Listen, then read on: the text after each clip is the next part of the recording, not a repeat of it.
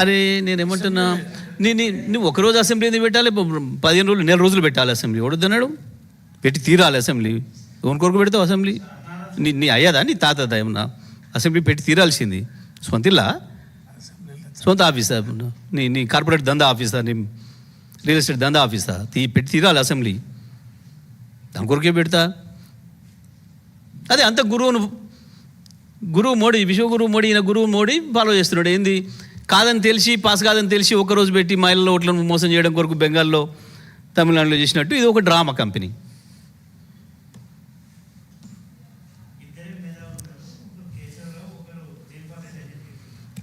కానీ మీకు బయట చెప్పిండు ఇంకో మాట, నాకు వినపడదు తెలుసా?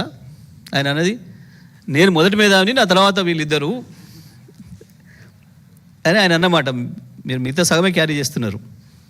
ఈ రాష్ట్రంలో నేను ఒక్కరిని, ఇక నా తర్వాత అంతో ఎంతో జైపాల్ రెడ్డి అంటే ఆయన ఉండే, ఆయన అనుకుంటారు అందరూ, కాదు మీరంతా కేశవరావు అని అనుకుంటారు, కాదు నేనే అని చెప్పుకున్నాడు. ఇప్పుడు ఈ మేధావులు అనే విషయం వచ్చినప్పుడు జయశంకర్ సార్ గొప్ప మాట చెప్పిండు. అక్కడ ఆంధ్రాలో ఒక ఆయన షాల్ మీద వేసుకొని, షాలు శ్రీనివాస్ అని ఆంధ్ర మేధావుల సంఘం అని చెప్పి మోపై తిరుగుతున్నాడు. తిరుగుతుంటే ఇక్కడ కొంతమంది మనోళ్ళు పోయి జయశంకర్ సార్ని అడిగినారు, సార్ మనం సంఘం పెట్టాలి. ఏంది, ఏం సంఘము అన్నాడు. అంటే సార్ మనం కూడా తెలంగాణ మేధావుల సంఘం పెట్టాలి అన్నాడు. అంటే మరి మనం ఎట్లా పెడతాము అన్నాడు జయశంకర్ సార్. మనం ఎట్లా పెడతాము అన్నాడు. అంటే ఎందుకు పెట్టాం సార్, ఆడ ఆంధ్రాలో వాళ్ళు పెట్టుకున్నారు, మనం కూడా ఇక్కడ మేధావుల సంఘం అని పెట్టుకోవాలి కదా అన్నాడు. అంటే మరి అది మేధావులు పెట్టుకోలే, మనం ఎట్లా పెడతాం అన్నాడు. అది మేధావులు పెట్టుకోలే, మనం ఎట్లా పెడతాం అన్నాడు. అని ఇప్పటివరకు ఎవడు ఈ ప్రపంచంలో నాకు నేను మేధావి అని చెప్పలే.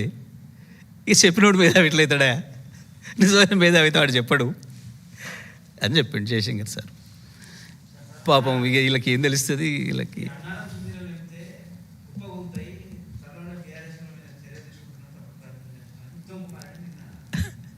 నేను గది ఇప్పుడు నేను ప్రెస్ పెట్టింది దాని కొరకు. ఉత్తమ్ మరోసారి తన అజ్ఞానాన్ని అక్కసును వెలగక్కున్నాడు తప్ప అవి పూర్తిగా అసత్యాలు. ఆయన మాట్లాడిందే ఉంది శాసన మండలిలో, 2 శాసనసభ మండలిలో ఆయన ఇచ్చిన ఆన్సర్ ఉంది. సుందిళ్ళ అనారంలు మంచిగా ఉన్నాయి, ఇంటాక్ట్ ఉన్నాయి, ఏమి ఇబ్బంది లేదు, వాటి ప్రారంభించుకోవచ్చు అని మేము గత కొంతకాలంగా మొత్తుకుంటున్నది. అది కన్నెపల్లి పంప్ హౌస్ మంచిగా ఉంది, సుందిళ్ళ అనారం బ్యారేజ్లు మంచిగా ఉన్నాయి, చేసుకోవచ్చు, మనం నీళ్ళు తెచ్చుకోవచ్చు అని మేము మళ్ళీ కూడా డిమాండ్ చేస్తున్నాం. ఇవాళ ఏదైతే ప్రారంభం చేసిండ్రో ఎల్లంపల్లి పంపులు, అవి కంటిన్యూగా నడపాలి. ఎల్లంపల్లికి వరదలు బంద్ అయినా, కన్నెపల్లి నుంచి వెళ్ళి తీసుకొచ్చైనా సరే పెట్టాలి. వీళ్ళు కొంతమంది అదే ఇట్లాంటి రేవంత్ లాంటి మేధావులు మోపారు. ఏంది, మీరు నీళ్ళు ఇస్తే మళ్ళీ పైనుంచి నీళ్ళు వస్తే వేస్ట్ అవుతాయి కదా అని మాట్లాడుతున్నారు. నిజమే, మీకు ఇవాళ దూపైంది, ఇవాళ నీళ్ళు లేవు, రేపొద్దున కూడా దూపైతే రేపు నీళ్ళు లేవు, వారం తర్వాత వస్తాయేమో అని చెప్పి మీరు నీళ్ళు కొనుక్కోకుండా ఇంకో బదులు తెచ్చుకోకుండా ఉంటారా? ఏ రోజు ఆ రోజే కదా అవసరము రైతులకు. ఒక పంట పోతుంది కదా, వెనక్కి పోతుంది కదా, దాని కొరకే కదా కట్టింది కాళేశ్వరము. కాళేశ్వరం కాదు, ఏ ప్రాజెక్టులు అయినా ఎవడైనా కట్టుకునేది రేపటికి నీళ్ళని జాగ్రత్త చేసుకోవడం కొరకు. అవసరాలు, తీవ్రమైన అవసరాలు ఏర్పడతాయి, పరిస్థితులు ఏర్పడతాయి అని చెప్పి ముందు జాగ్రత్త కొరకే ప్రాజెక్టులు కట్టుకుంటారు. దేని కడతాం? నీళ్ళు కింది పోయిన నీళ్ళని ఎందుకు అప్పాయన పెట్టుకుంటాం?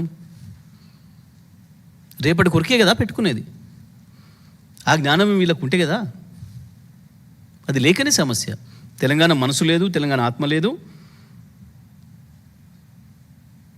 పరిస్థితులను అర్థం చేసుకునే జ్ఞానము లేదు, తెలిసిందల్లా దందా, అధికారం కూడా డబ్బు సంపాదనకు మార్గం అనుకున్న వాళ్ళు వీళ్ళు.